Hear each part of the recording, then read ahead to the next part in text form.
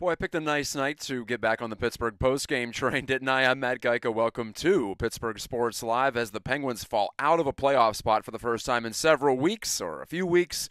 Anyway, they're 2-1 losers to the Ottawa Senators, and their starting goaltender making his first NHL start, Dylan Ferguson. 2 years ago, he was a Kelly Cup champion with the Fort Wayne Comets. A couple of weeks ago, he was on the road to Wichita, still in the ECHL, traded, then called up by the Sens, who are going through some health issues at their goaltending spot, gets the start, and beats the Penguins with 40-plus saves. Let me get the exact number for you here before we move any further. But Dylan Ferguson, the winner, as Drake Batherson's power play goal with 2:09 to go painfully sends the Penguins to their fourth consecutive regulation defeat, and regulation being the key word there. And the Florida Panthers, who are now 7-1 over the last couple of weeks, they have jumped into that second wild card spot. Forget that nightmare matchup against the Bruins. There could be an even worse dream for the Pens come April, and that would be missing the playoffs. Or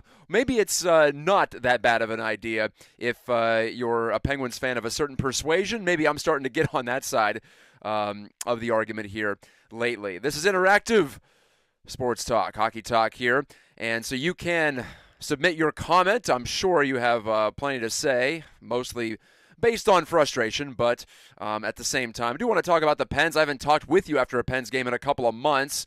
I apologize. High school hockey season was quite busy for me this year, so finally have some time in the evenings during the week to get on YouTube and chat with you. What a game I picked to come back, like I just said. 48 shots for the Pens, so 47 saves for Dylan Ferguson. Wanted to get the number right. He didn't shut him out.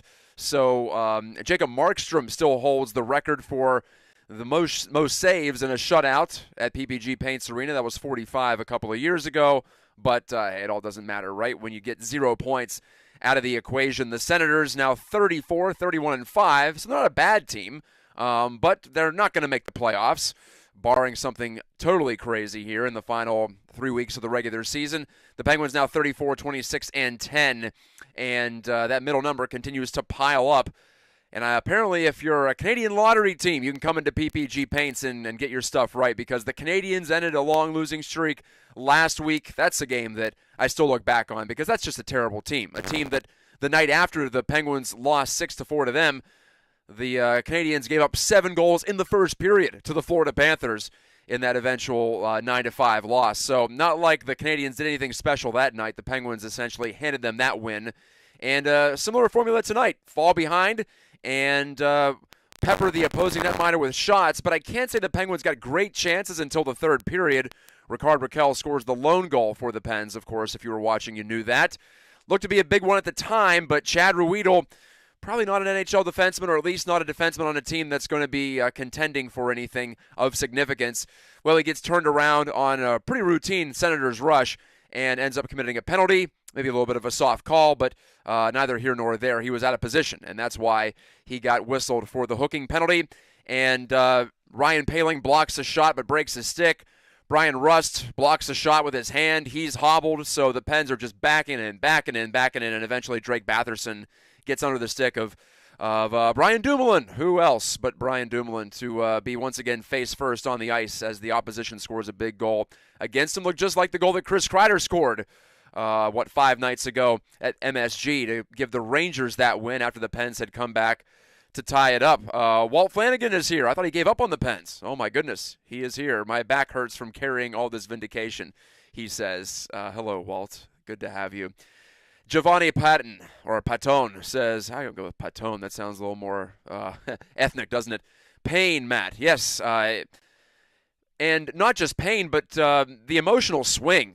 It was building up to be a very disappointing loss all night long, wasn't it? After Thomas Chabot scored late in the first period, taking advantage of that Ruedel and Taylor Fedun pairing, although I thought Fedun was actually half decent on the right side. Maybe you would feel a little bit different than I would on that one, but he almost scored a goal, in fact, in the third period, which is more than a lot of Pens D-men can say lately. But with Marcus Pettersson out on long-term injured reserve, with Jeff Petrie out, again, he's been no great shakes this season either, but he is an NHL caliber defenseman. I think we can all agree, although probably closer to the bottom pair than the top pair at this stage of his career. P.O. Joseph, to me, still looks like the game's a little fast for him. I mentioned that during the game on Twitter, and I continue to feel that way. Some said that benching him for Dmitry Kulikov might have hurt his confidence. Maybe, but I think he was actually falling off before that. Maybe that was what prompted Ron Hextall to go after Kulikov. I'm not sure. That felt like a needless transaction for me, kind of like the Mikhail Granlund signing, although not signing, but trade, but without the added sandbags of $5 million a year that Granlund brings along for the next 4 seasons. Oh my goodness, I don't even want to think about it right now. It's just too much to take on one night. But when you think about the way this night progressed, the Penguins were getting shots. They had 30-some through 2 periods. But I wouldn't say there were that many grade A chances. I think Natural Stat Trick had the Pens for 8. High danger chances as they term them, and of course the definitions can vary on that sort of thing, but usually a pretty good gauge of who's winning the battle of the scoring areas. And Ottawa, in fact, had 6 high danger chances. They had several odd man rushes. That's all they were really getting, and the Penguins continued to press forward, and it continued to leave, in some cases, the Senators with some opportunities on the counter. But the third period was a good period from the Penguins until that Chad Ruedel penalty and the eventual penalty kill. Like I mentioned, a bad break literally for Ryan Poehling, who I thought had a good game himself. But in the end, he can't set anything up on the offensive end, and he's out there for the fateful penalty kill that ends up sinking the Penguins on this night. And now, lucky them, they got to go all the way out to Denver, get adjusted to the thin air, and take on the defending champs in the Avalanche on Wednesday night, another nationally televised game.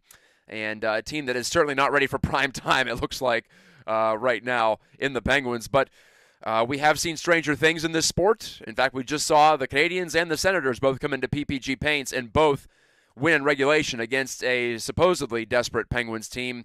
I'm not going to go to the effort thing. I think that overall it's a flawed roster, and now you're losing players on the back end game by game.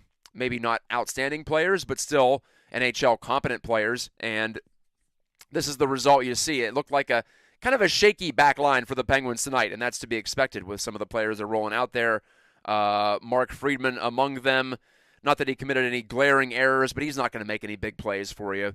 Not likely, unless one of the big 3 sets him up or something like that. So my expectations were pretty low for the defensive side of things tonight. I kind of thought Ottawa might score a couple, but they only got the 2. They did get 2, I guess. I meant a couple more than that.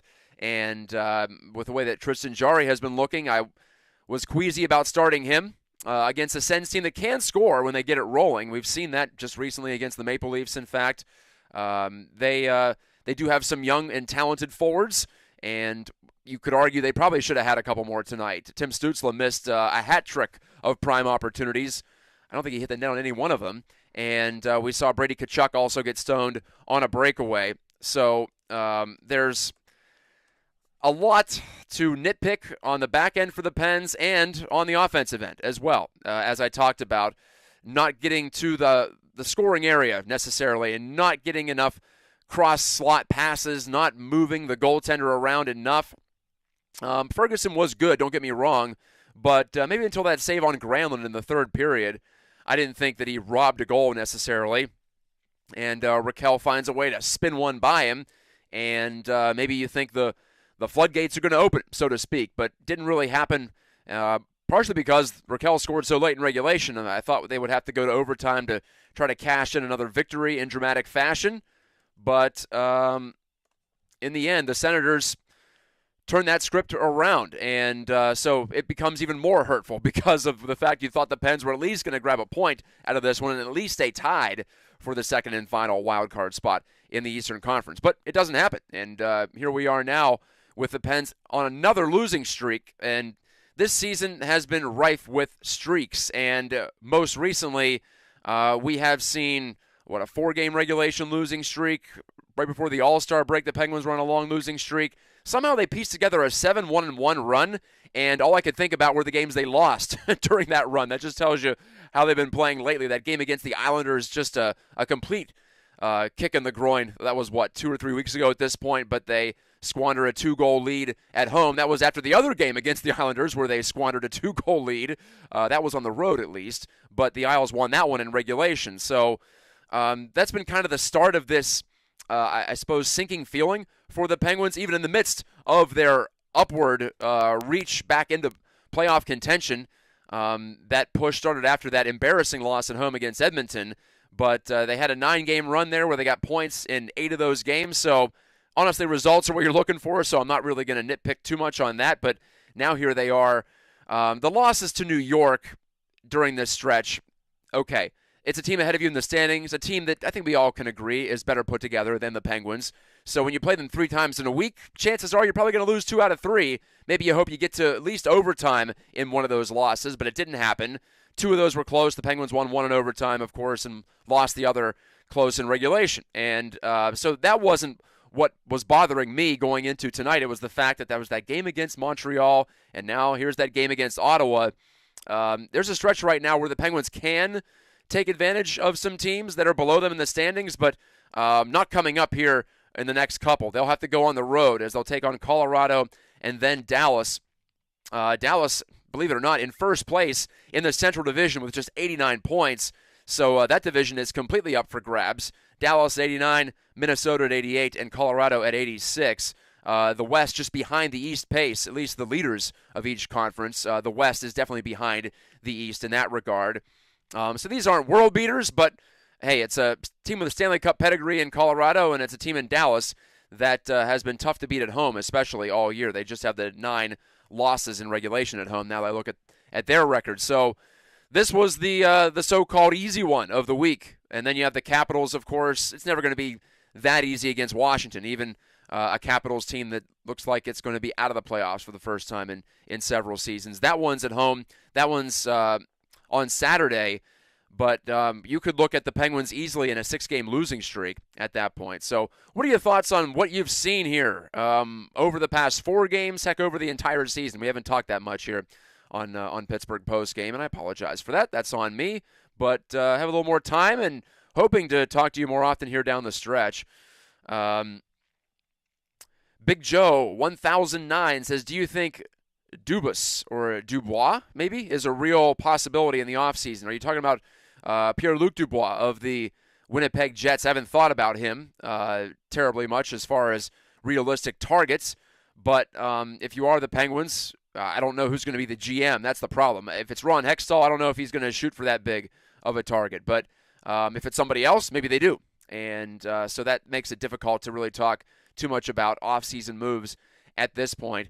What do you think has been the worst move or the worst, I suppose, part of the Ron Hextall strategy, if you can call it that? That's my question for you, because I look at goaltending and, hey, I'll give credit where it's due. Tristan Jarry was really good tonight, and he made, 1 breakaway save, another save on an odd man rush, and then his stop during that power play just before the Senators scored to go ahead in the third might have been his best save of the season, where he slid over. And I've been so concerned about his lower body movement and his ability to get from post to post. Well, he didn't look too bad there, did he? So that's encouraging if you're hoping for a Tristan Jarry patented hot streak here. For a few games, it'd be a nice time to get it, wouldn't it? Particularly as you go on the road. And Big Joe says the GM for the Leafs. Okay, Kyle Dubas, got it. I kind of thought you were angling that way in the first place, but, well, that depends on what happens in Toronto. If the Leafs win a couple of rounds, there's no way Kyle Dubas is going anywhere. And they've been very patient with him anyway, so I don't know what his contract status is. I haven't been too up to date on any reports along those lines. Maybe you have, Big Joe. But, look, I like Kyle Dubas, and I also think that there was a good bit of that foundation already laid before he took over. So just talking about the draft picks and the guys who are the difference makers for Toronto, your Matthewses and your Marners and your Nylanders, maybe even say Morgan Riley as well on the back end. So I think Dubas has done fine, but, well, I guess we have to wait, because in Toronto it's going to be all about what happens in the playoffs. But like I said, I would certainly be looking around here. I don't want to see Ron Hextall back, and that's part of the reason why I can understand when folks say, "Oh, just missed the playoffs." I would not want to see Crosby, Malkin, and Letang miss out on a postseason push here, because they don't have very many seasons left. They might not have very many good seasons left. We don't know how the aging curve goes, or injuries. Usually, aging isn't necessarily about the gradual decline. It's about just injuries piling up. And we've seen it with Chris Letang in a very different real-life way with his stroke. But those are all things that are more probable as you get older, right? And that's just the fact of life. So there could be a precipitous drop-off for any of the big three in the very near future. So even if it is a team like this one that would literally stagger in to the playoffs at this point if they did make it, and probably face either the Bruins, who are looking like one of the best teams in league history, or at least modern NHL history, or the Hurricanes, a team that has skated them off the rink a few times this year, albeit not outscored them by much, but it hasn't looked like much of a contest against the Canes this year at times. But I still would rather roll the dice there than have the Penguins miss the playoffs just because of where they are in this current era of contention. But if you're of the thought that if Hextall finds a way to get this team into the playoffs, or they make it despite him, more accurately, then the Fenway Sports Group will have an excuse to bring him back. I guess I could understand that, especially if they're not paying that close attention, but I have to figure by now they probably are, considering how the Penguins are now sinking toward the bottom and now out of the Eastern Conference playoff picture. Is there any more analysis we can do about this team, or is it just bad, says Giovanni? Well, we can say it's mediocre. I don't think it's bad. If it was bad, it'd be a lottery team, or it'd be a bottom five team. It's not a bad team. That's the thing that hurts for me the most, is that it didn't take, or it wouldn't have taken, that much to get this team into a position where you'd say, okay, they could do something in the postseason here, considering what the big three have done. That's the real waste, is that they are still close enough to make the playoffs, and still probably about a 50-50 shot to make the playoffs, depending on which odds you look at or just what you're thinking right now. They still have games in hand on the Islanders, number one, and the Florida Panthers haven't exactly looked like a consistent squad this year either. That's why they're in the second wild card spot and not challenging for the Atlantic Division or winning the President's Trophy as they did last year. So you have to remember, the teams you're competing against are in this spot as well, same spot as you are. So the Islanders, even though the head-to-head mark is not good, but the Islanders don't scare me as a team you're going up against in a race for the playoffs. Neither do the Panthers at this point, and neither does anybody. But maybe the scariest part is what the Penguins themselves have done, honestly. So much like this game, there was some hope for a while for this season, but now we're hoping, literally just hoping, that they can find a way to get something together and get some points out of this home stretch and at least make it interesting into the second week of April. Jeff Candlemo, good buddy of mine on Twitter, he says, Sullivan has to go. Please, Matt, I've been saying it for 2 years. You have to agree now. The Jeff Carter thing, you're allowed to scratch him. I've seen Rob Rossi, most notably on Twitter, say that no coach in the NHL would scratch Jeff Carter. I just disagree with that. I don't think that's correct. And besides that, if you are a great coach, like I thought Mike Sullivan was, and I still think he can be in this league, I don't think he forgot how to coach over the course of 4 or 5 years here. But for me, you have to make the tough decisions, and that's one of them. I would say scratch Dumoulin, but there's nobody left right now. So when Marcus Pettersson was in, definitely I would have thought about or would have pulled the trigger on sending Dumoulin to the press box. Well, I suppose you're playing Taylor Fedun anyway, so who's worse? I don't know. Just keep calling guys up from Wilkes-Barre on an emergency basis and see what you can do. Actually, I'm not even sure they could do that if you voluntarily scratch Dumoulin. I don't know if they have the cap space to bring anybody up. Sure miss seeing at least a guy like Ty Smith get a chance to do something, even though I'm not saying he's outstanding either. Who I really do miss is Mike Matheson, but that's another story altogether. That reminded me of, seeing him the other night for Montreal just glide around the ice effortlessly, and just thinking about the fact that they switched over to Jeff Petrie, trying to get a different element, and it hasn't really done anything for the team. So I don't agree that Sullivan has to go. I want to see the end of the season.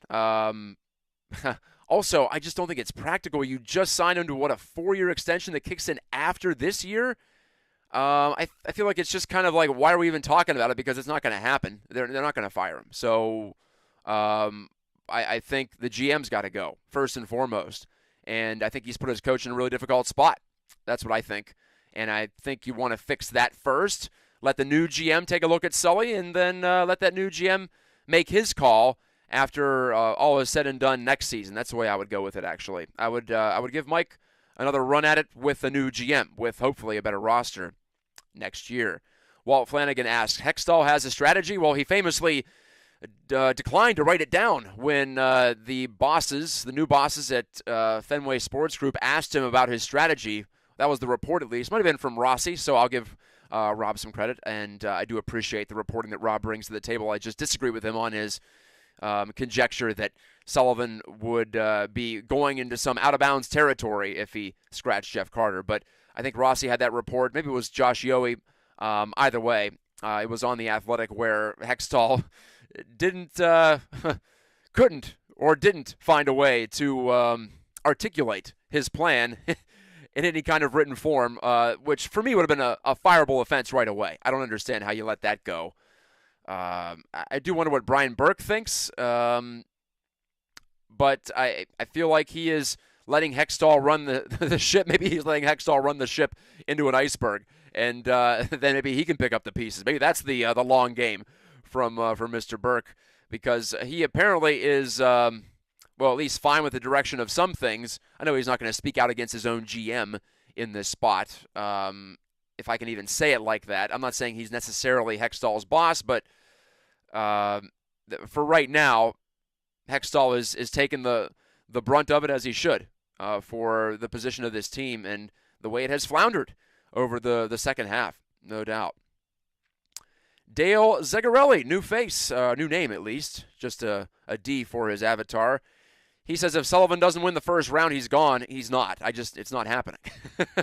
For reasons I already laid out there. I understand the frustration. I don't get the decision to keep trotting Jeff Carter out there, and just the defense of him continuing to put Carter out there for face-offs again tonight to start the penalty kill. Carter can't move. You can't put him out there on the penalty kill.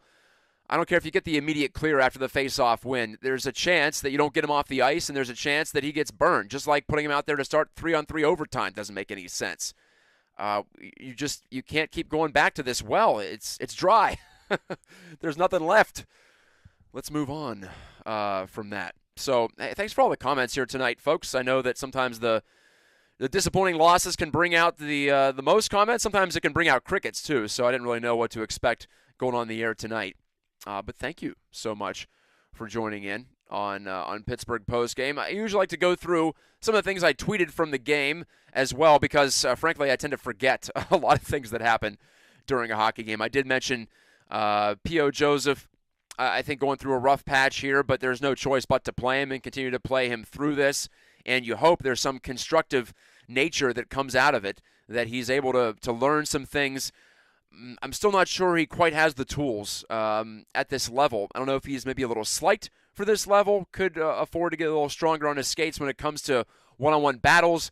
But some guys just aren't that type of player, and you can still get a lot of value from them, like a Justin Schultz. He was not the most physical guy. He was not the most tenacious guy, but he was smart, and he was used in a good role. He was used alongside a guy, in Ian Cole, who helped bring out the best in him. So there are ways you can get the most out of players who are either one or maybe two-dimensional. Not everyone's playing 4D chess out there like Cale Makar. So I have reasonable expectations for a player like a P.O. Joseph. But I also mentioned Brian Rust. And what are your thoughts on Rust? He's having a down season after signing the long contract. Someone mentioned to me that they were more nervous about the Rust contract at the moment than the Raquel contract. And I felt the same way, because I really liked what Rickard Raquel showed for the Penguins late last year. And, hey, I'll give credit to Hextall for that one. That was a good pickup. And I think he's going to complement this top six for a long time in Pittsburgh, hopefully.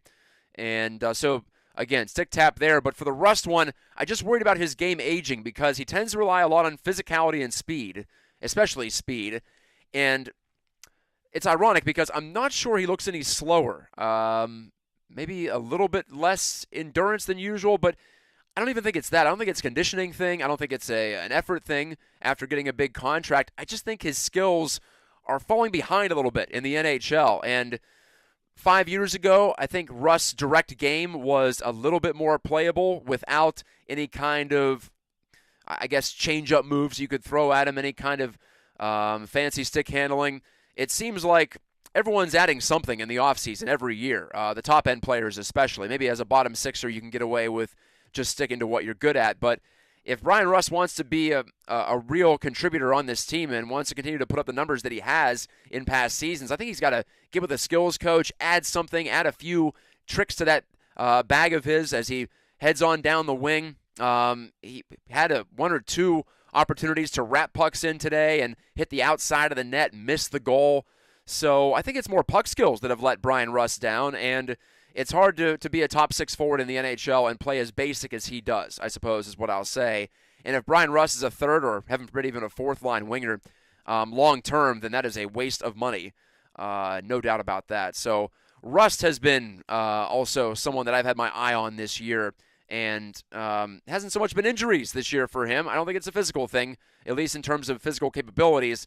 I just think he needs to add something. He needs to adjust. Take a page out of the book of a guy like Sidney Crosby, who is no longer blown between defensemen like he did when he first came up and the league was a lot slower. And let's be honest, he was probably a step faster at that stage. But now Sid's a puck possession machine, and he still kept all the other skills that made him one of, if not the best player in the NHL for a long time. Dale Zegarelli says Jari has been a disappointment. Heck yeah. And it's about injuries. It's about slowness in finding form now when they really need him to. Maybe it's unfair. Maybe he is still hurt. But I think that save he made in the third period shows he's probably not that hurt. And I think we can take Sullivan at face value when he says he's ready to go physically. It's just the sharpness isn't there. And goaltending, I almost want to say goaltending is the biggest spot where Hextall has dropped the bag.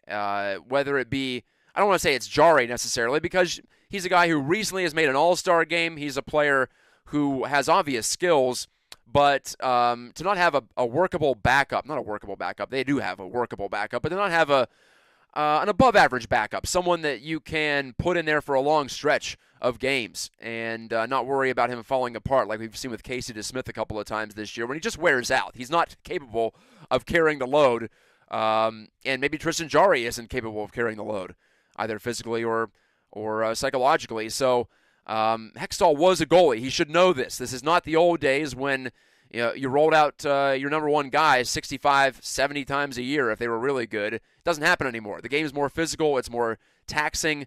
No one's playing 60 games, basically, anymore. So you're going to be seeing Casey DeSmith a lot, regardless, and with a person with Jari's injury history there as your number one, ostensibly, I think it was a mistake to just re-sign Casey DeSmith. That's a big one for me, big mistake from the offseason. So we need an upgrade at backup in Pittsburgh, or an upgrade maybe at both goaltending positions, 1 and 2, or 1A and 1B.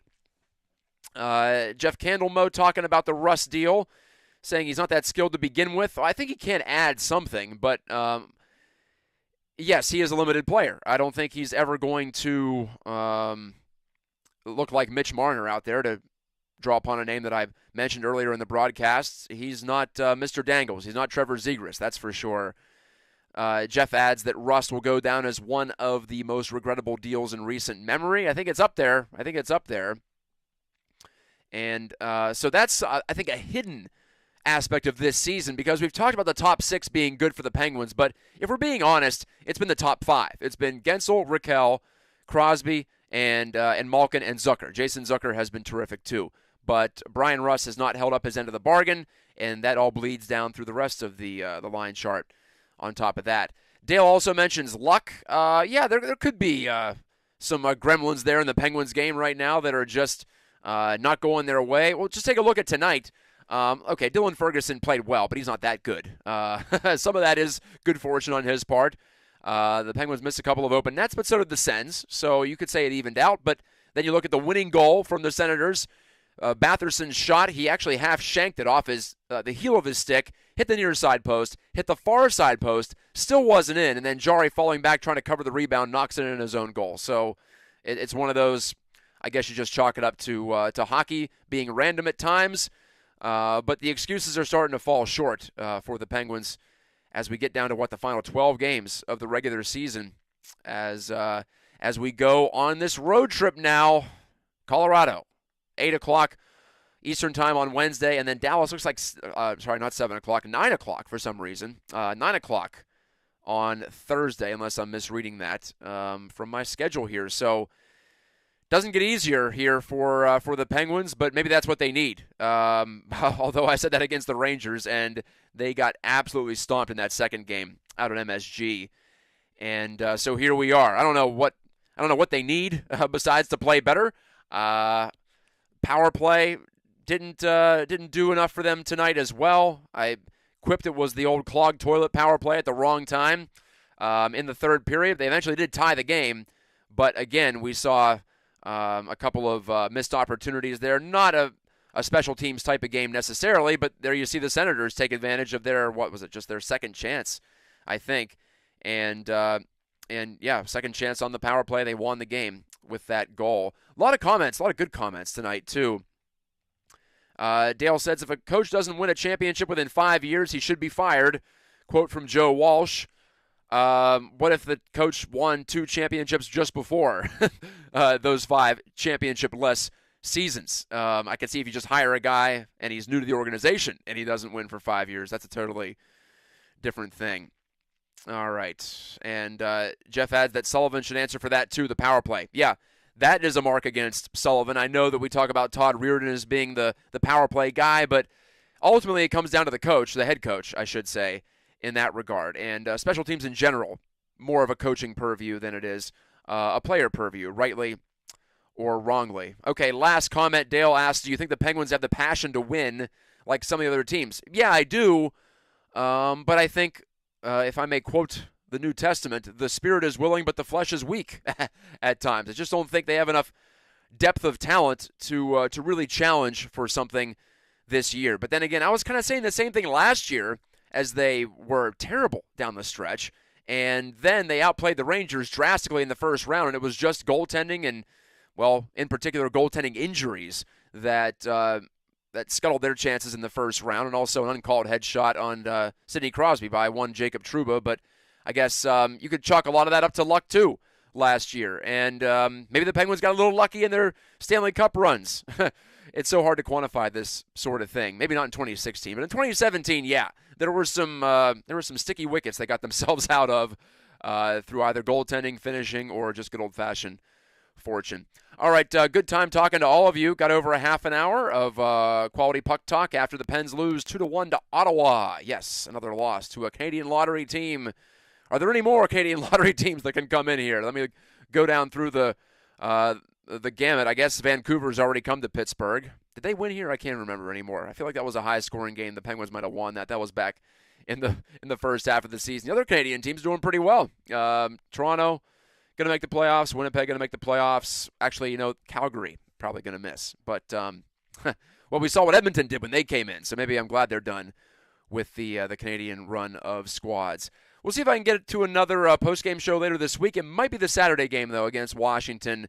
I have a job that requires me to get up quite early, so these 8 o'clock, especially 9 o'clock starts during the week, not good for old Matty here. So thanks again. This is Matt Gajtka saying good night. God bless. Have a great week, and I'll talk to you next time on Pittsburgh Postgame.